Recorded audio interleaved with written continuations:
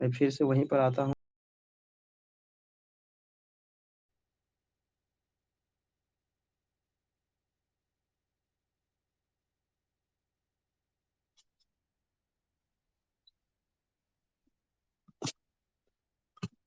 हाँ, अब ये रिकॉर्ड हो रहा है। जिनका भी क्लास छूटेगा वो यहाँ से क्लास बाद में देख सकते हैं। आप लोग भी देख सकते हैं अगर दोबारा मन करे देखने का, ठीक ना। अगर इसको नोट्स बनाने का मन करे तो इसको दोबारा आप लिख लीजिएगा, ठीक है। दोबारा देख करके यहाँ से 2 घंटा बाद ये जो वीडियो है 2 घंटा बाद आपको अपलोड हो जाएगा। आप लोग को दिख रहा होगा ना, ये तो दिख रहा है जो मैं अभी कर रहा हूँ। ये पीडीएफ तो आपको दिख रहा है, ठीक है। मैं दोबारा आया हूँ, दोबारा आपको दिख रहा है। मैसेज कर दीजिएगा थोड़ा सा, ठीक ना। हाँ, तो फ्रांस में जो फर्स्ट टाइम जो यहाँ पर दास प्रथा का उन्मूलन जो पारित किया गया था, कानून जो पारित किया गया था, ये कब पारित किया गया था? 1794 ईस्वी में, याद रखिएगा, ठीक है। फ्रांसीसी उपनिवेशों में सभी दासों को मुक्ति का कानून पारित किया गया। पर यह कानून जो देखिए यहाँ पर क्या कर रहा है कि ये जो कानून पारित किया गया था 1794 में, एक छोटी सी अवधि तक ही लागू रह पाया था। यानी कि मात्र 10 वर्ष तक ही ये कानून पारित रह पाया था। अब कह रहा है कि 10 वर्ष के बाद नेपोलियन ने दास प्रथा का पुनः शुरुआत कर दिया। तो पूछ सकता है कि मतलब कि जो ये पारित हुआ था कानून 1794 में, इसके कितने दिन बाद नेपोलियन ने फिर से दास प्रथा को शुरू कर दिया? तो 10 साल बाद इन्होंने दास प्रथा को फिर से शुरू कर दिया, ठीक है। तो कुछ कुछ ये नोट्स है, अपना कॉपी में लिखते चलना है, ठीक ना। बाद में भी आप लिख लीजिएगा, अभी इसको आराम से सुन लीजिए, ठीक है। जब ये वीडियो लोड हो जाएगा तो वहां से आपके पास बुक है ही, बुक में भी अभी अंडरलाइन कर लीजिए, ठीक है। उसको बाद में नोट कर लीजिएगा। कह रहा है कि बागान मालिकों को अपने आर्थिक हित साधने के लिए बागान मालिकों को अपने आर्थिक हित साधने के लिए अफ्रीकी निग्रो, देखिए निग्रो एक जनजाति है। ये पूछा जाता है कि निग्रो जनजाति कहाँ निवास करती है? तो ये अफ्रीका महादेश में निवास करती है निग्रो जनजाति, है ना। तो ध्यान ध्यान रखिएगा कि निग्रो ये एक जनजाति है, ठीक है, और कुछ नहीं है। निग्रो एक प्रकार की जनजाति है, कई बार आपको पूछा भी गया है एग्जाम में। तो अफ्रीकी निग्रो लोगों को गुलाम बनाने की स्वतंत्रता मिल गई, ठीक है। निग्रो निग्रो क्योंकि एक जनजाति था, इसको गुलाम।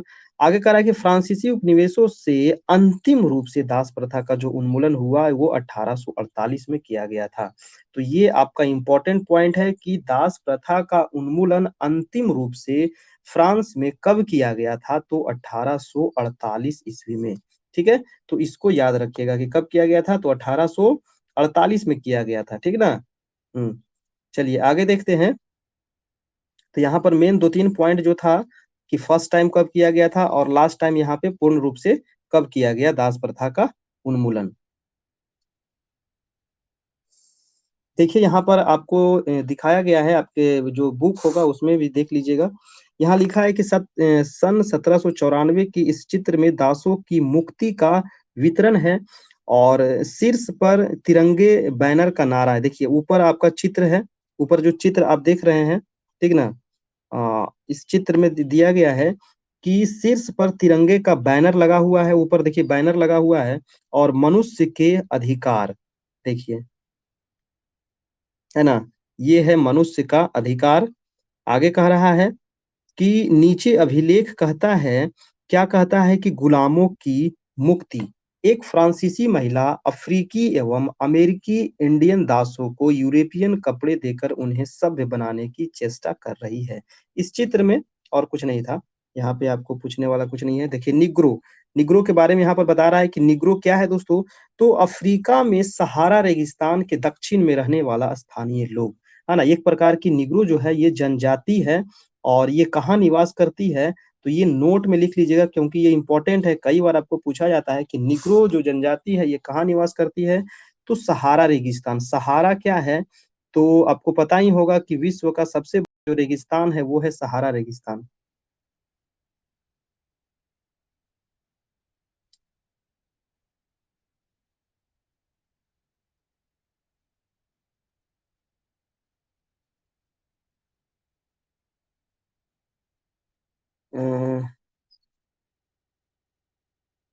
मोहम्मद कैसर कह रहे हैं कि सर चैप्टर नंबर 4 छूट रहा है। अच्छा, आपका चैप्टर नंबर 4 छूट गया है तो कोई बात नहीं है, आपको लिंक दे दिया गया था वहां पे ग्रुप में, आप वहां से देख लीजिएगा, ठीक है।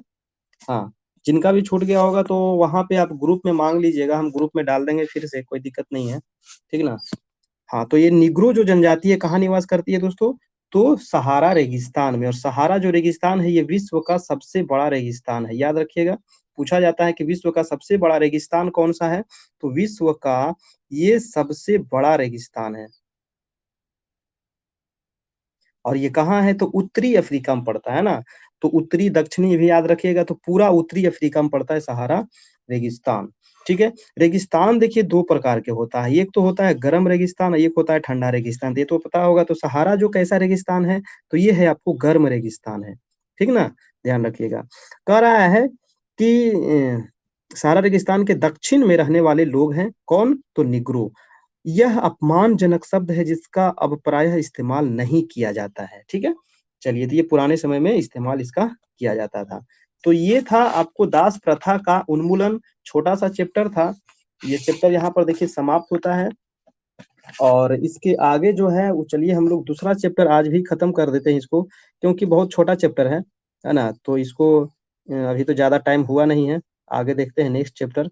नेक्स्ट चैप्टर क्या है, इसको मिटा देता हूँ, ठीक है।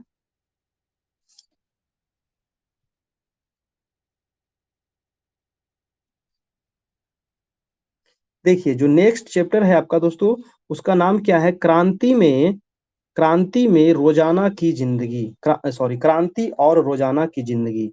मतलब फ्रांस में जो क्रांति हुई थी और वहाँ रोजाना की किस प्रकार की वहाँ जिंदगी थी, ठीक ना। यहाँ से कुछ ज्यादा प्रश्न नहीं बनेगा, क्योंकि जो प्रश्न बनता था वो मैंने लगभग पीछे वाले चैप्टर में बता दिया है। यहाँ जो एक दो बनता चलता है उसको देखते चलेंगे, और इस कहानी को हम लोग पढ़ते चलेंगे, ठीक है। आप अपने पास भी बुक रखिएगा जरूर, तभी आपको ज्यादा समझ में आएगा। कह रहा है क्रांति और रोजाना की जिंदगी किस प्रकार के था। क्या राजनीति, लोगों का पहनावा, उनकी बोलचाल अथवा उनके द्वारा पढ़ी जाने वाली पुस्तकों को बदल सकती है। सन 1789 के बाद के वर्षों में फ्रांस के पुरुषों, महिलाओं एवं बच्चों के जीवन में अनेक परिवर्तन आए। फ्रांस की क्रांति आपको पता है कि कब हुई थी, है ना। फ्रांस की क्रांति कब हुई थी, जल्दी से बताइए। फ्रांस की क्रांति कब हुई थी, स्टार्टिंग में ही बताए थे आपको, ठीक है।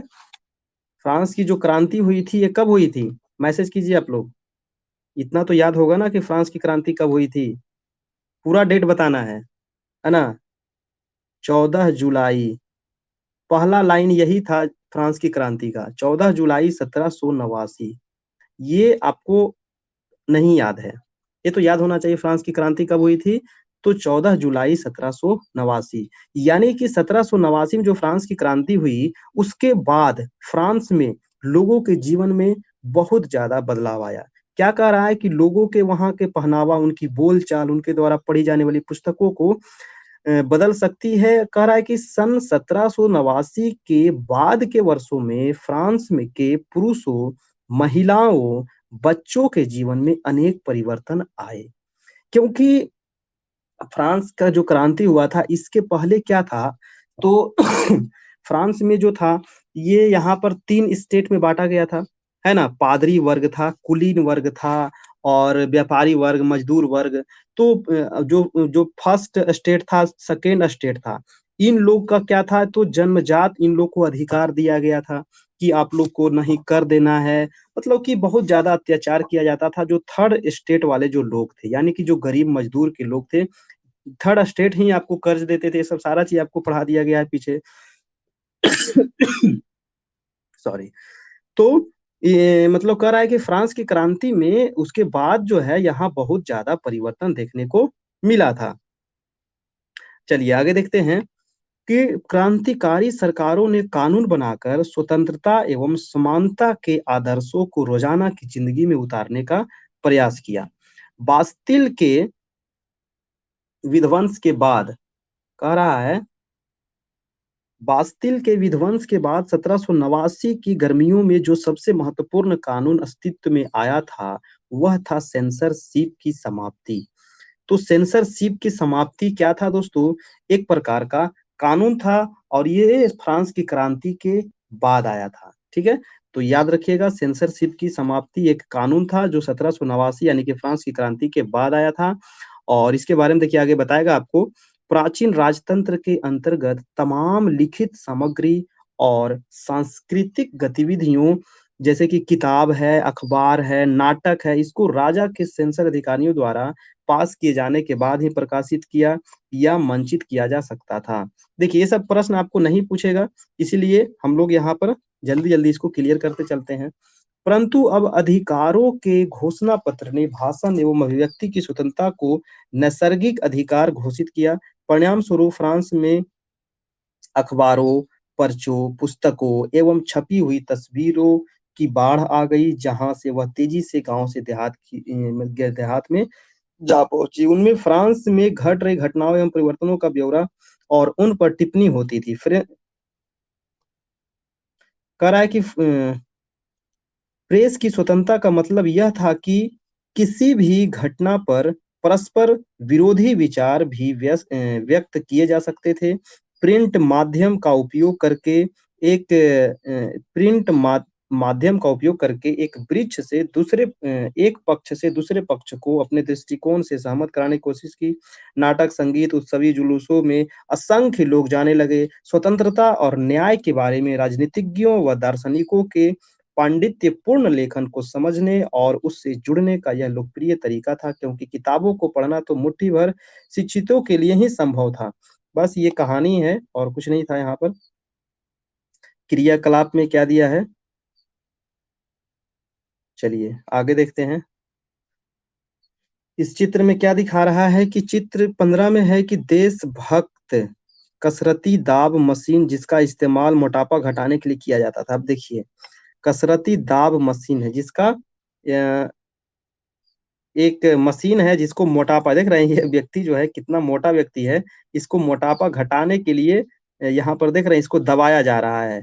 तो मोटापा घटाने वाला एक मशीन है, अगर आप लोग भी इसका उपयोग कर सकते हैं। अज्ञात चित्रकार द्वारा बनाया गया 1790 का यह चित्र न्याय के विचार को व्यवहार में बदलना चाहता है। चलिए, ये सब कुछ नहीं है, आगे चलते हैं दोस्तों। इस सबको मिटा दे थोड़ा सा।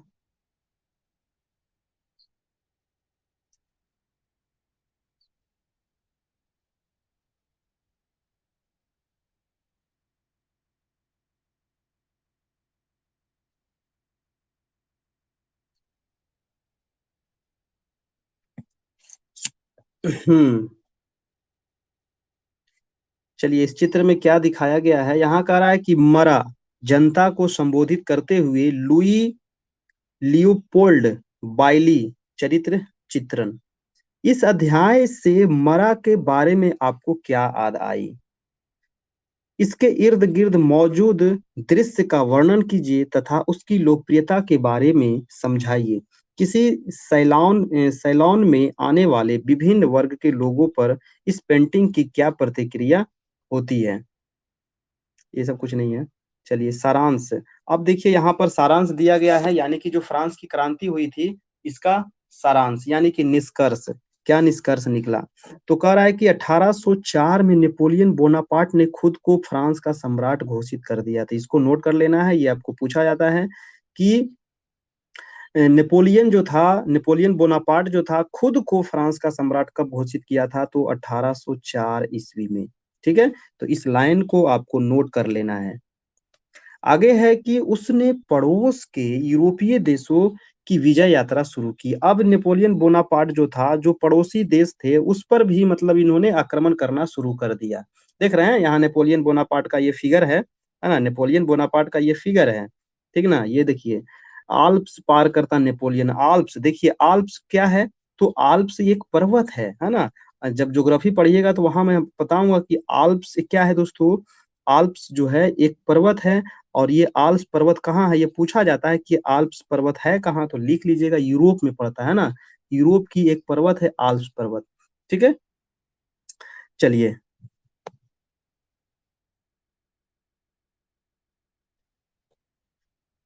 कह रहा है कि पुराने राजवंशों को हटाकर उसने नए साम्राज्य बनाए। मतलब नेपोलियन बोनापार्ट जो था, पुराना जो साम्राज्य था उसको जीत करके और वहां पर नया साम्राज्य बनाया। उनकी बागडोर अपने खानदान के लोगों के हाथ में दे दिया, और मतलब कि जो पड़ोसी जो राजा लोग थे उस पे आक्रमण करके जीतते जाता था, और उसका जो बागडोर दे दिया जाता था अपने परिवार को, है ना।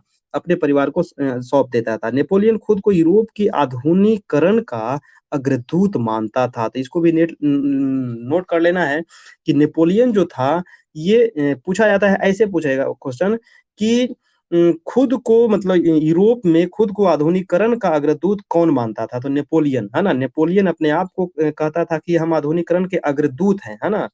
चलिए, उसने निजी संपत्ति की सुरक्षा के कानून बनाए और दशमलव पद्धति पर आधारित नाप-तौल की एक समान प्रणाली चलाई थी। देखिए, ये भी आपको पूछ सकता है कि संपत्ति की सुरक्षा के लिए भी कानून बनाया और क्या कानून बनाया? तो दशमलव पद्धति पर आधारित नाप-तौल। तो ये पूछ सकता है कि दशमलव पद्धति पर आधारित नाप-तौल की ये जो प्रणाली था, ये किसने चलाया था? तो नेपोलियन बोनापार्ट ने चलाया था। यहाँ पर देखिए काफ़ी अच्छा-अच्छा पॉइंट है, जो एग्ज़ाम के व्यू से आपको पूछा जा सकता है, तो इसको नोट कर लीजिएगा। आगे है कि शुरू-शुरू में बहुत सारे लोगों को नेपोलियन मुक्तिदाता लगता था और उससे जनता को स्वतंत्रता दिलाने की उम्मीद थी, पर जल्दी ही उनकी सेनाओं को लोग हमलावर मानने लगे, है ना? आखिरकार 1815 में वाटरलू में उसकी हार हो गई। तो ये याद रखिएगा कि नेपोलियन की हार कहाँ हुई थी? तो वाटरलू में हुई थी और कब हुई थी? तो 1815 ईस्वी में हुई थी। यूरोप के बाकी हिस्सों में मुक्ति और आधुनिक कानूनों को फैलाने वाले उसके क्रांतिकारी उपायों का असर उनकी मृत्यु के काफ़ी समय बाद सामने आया। तो याद रखना है 1815 में इसकी हार हुई थी, यानी कि मृत्यु हुई थी वाटरलू में, ठीक है ना? याद रखना है और क्या-क्या ऊपर जो कुछ-कुछ जो पॉइंट मैंने बताया था उसको भी आपको नोट कर लेना है। खुद को फ्रांस जो घोषित किया था 1804 ईस्वी में, ठीक है? चलिए इसको मिटा देते हैं यहाँ पर। बाद में इसको जब वीडियो लोड हो जाएगा ना, तो इसको आप लोग नोट कर लीजिएगा नोट्स के रूप में, तो क्योंकि ये आपको पूछा जाता है एग्ज़ाम में, है ना? आल्प्स पर्वत के बारे में पूछा जाता है कि आल्प्स पर्वत है कहाँ? ठीक है? तो आल्प्स पर्वत कहाँ है? आपको यूरोप महादेश में पड़ता है, यूरोप में। आल्प्स ही जो है दोस्तों, ये आपको यूरोप और एशिया को अलग करता है, ठीक है? याद रखिएगा, आल्प्स पर्वत ही है कि यूरोप और एशिया को अलग करता है। नेक्स्ट चलते हैं पेज पर। देखिए नेक्स्ट पेज है। थोड़ा-सा है, बाकी यहाँ पर चैप्टर आपका समाप्ति हो गया है।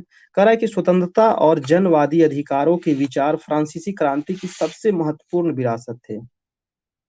फ़ोन कौन कर रहे हो भाई? जब आपको पता है कि फ़ोन काट रहे हैं, रिसीव नहीं कर रहे हैं, तो आपको नहीं करना चाहिए ना। चलिए, कह रहा है कि स्वतंत्रता और जनवादी अधिकारों के विचार फ्रांसीसी क्रांति की सबसे महत्वपूर्ण विरासत थे। ये विचार 19वीं सदी में फ्रांस से निकलकर बाकी यूरोप में फैले और उनके कारण वहाँ सामंती व्यवस्था का नाश हो गया। औपनिवेशिक समाजों ने संप्रभु राष्ट्र राज्य की स्थापना के अपने आंदोलन में दासता से मुक्ति के विचार को नई परिभाषा दी। टीपू सुल्तान और राजा राजा राममोहन राय क्रांतिकारी फ्रांस में उपजे विचारों से प्रेरणा लेने वाले दो ठोस उदाहरण थे। मतलब कि ये जो भारत के टीपू सुल्तान थे और राजा राममोहन राय, ये मतलब कह रहा है कि वहाँ जो जो दास व्यापार था, जो दास प्रथा थी, उससे इन्होंने कुछ सीख लिया। चलिए चैप्टर आपका समाप्त हो गया यहाँ पर, ठीक है? यहाँ पर क्या दिया है बॉक्स नंबर 2 में कि राजा राम मोहन राय उस समय यूरोप में फैल रहे विचारों से प्रभावित होने वाले एक थे, ठीक है? फ्रांसीसी क्रांति और बाद में जुलाई क्रांति ने उनकी कल्पना को नई धारा दी। फ्रांस में 1803 में हुई जुलाई क्रांति। चलिए तो 1830 में हुआ था आपको जुलाई क्रांति, याद रखिएगा। कहाँ हुई थी? फ्रांस में। इसके बारे में जानने के बाद वह और किसी चीज़ के बारे में बात की बात बात ही नहीं करते थे। हालाँकि एक दुर्घटना के कारण वे उन दिनों लँगड़ा कर चलते थे, लेकिन इंग्लैंड जाते हुए केप टाउन में वह जिद करने लगे कि उन्हें क्रांतिकारी तिरंगे झंडे वाले युद्धपोत दिखाया जाए। चलिए सब खत्म हो गया। ये कुछ नहीं है ज़्यादा, ठीक है ना? तो ये याद रखिएगा खाली जुलाई की क्रांति जो हुई थी, ये फ्रांस में हुई थी 1830 ईस्वी में। यहाँ पर देखिए क्वेश्चन आंसर है, कुछ क्वेश्चन आंसर यहाँ पर दिया गया है, इसको हम लिखवा देंगे अगर आप लिखना चाहते हैं, नहीं तो आपको अगर पढ़े होंगे पूरा बुक अगर अच्छा से नोट्स बनाए होंगे तो यहाँ से खुद से ही आप लिख सकते हैं, ठीक है? प्रश्न है देखिए क्या फ्रांस में क्रांति की शुरुआत किन परिस्थितियों में हुई थी? दूसरा प्रश्न प्रश्न है आपका कि फ्रांसीसी समाज के फ्रांसीसी समाज के किन तबकों को क्रांति का फायदा मिला? कौन से समूह सत्ता छोड़ने के लिए मजबूर हो गई? क्रांति के नतीजों के समाज के किन समूहों को निराशा हुई होगी? ये आप लिखने का प्रयास कीजिएगा। अगर आप नहीं लिख पाइएगा तो मैं नेक्स्ट क्लास में आपको, अगर आप इसका क्वेश्चन आंसर अगर आप करना चाहते हैं, लिखवाना चाहते हैं, तो हम लिखवा देंगे, कोई दिक्कत नहीं है। लेकिन कोई फ़ायदा ज़्यादा नहीं होगा, क्योंकि ऑब्जेक्टिव ही प्रश्न आपको एग्ज़ाम में पूछा जाएगा, सब्जेक्टिव तो पूछा नहीं जाता है। ठीक है?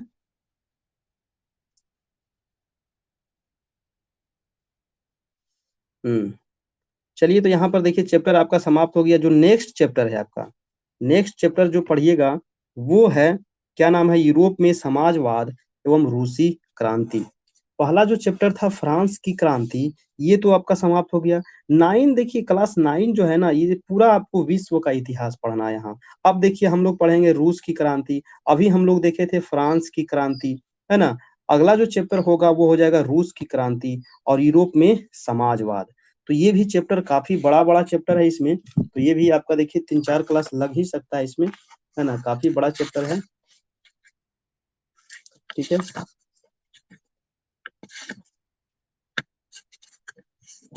तो आज इतना ही रहने देते हैं,